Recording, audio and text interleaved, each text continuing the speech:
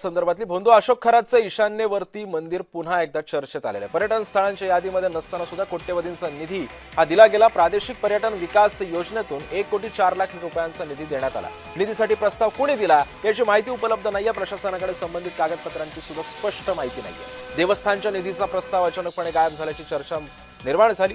राजकीय हस्तक्षेपातून निधी मिळाल्याचा संशय निधी मंजुरी प्रक्रियेवरती गंभीर प्रश्नचिन्ह उपस्थित करतोय।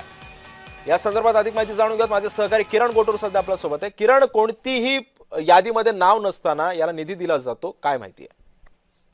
सिद्धेश, खरं तर या सगळ्या प्रकरणामध्ये दिवसेंदिवस अनेक धक्कादायक खुलासे होताना आपल्याला बघायला मिळतोय।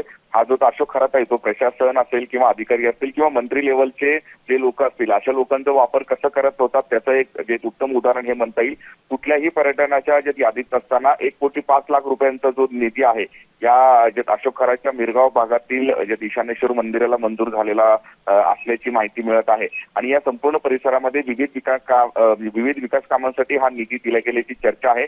पण कुठल्याही पद्धतीच्या पर्यटनाच्या यादीमध्ये म्हणजे अ, ब, क अशा पद्धतीचे 3 लेवलचे पर्यटन स्थळ असतात। अशा तिन्ही लेवलमध्ये या मंदिराची जे आहे नाव नाहीये किंवा या संपूर्ण जे यादीमध्ये नाव नाहीये। असं असताना सुद्धा प्रशासनाकडनं 1,05,00,000 रुपयांचा निधी जो आहे तो विकास कामांसाठी मंजूर करण्यात आलेला आहे।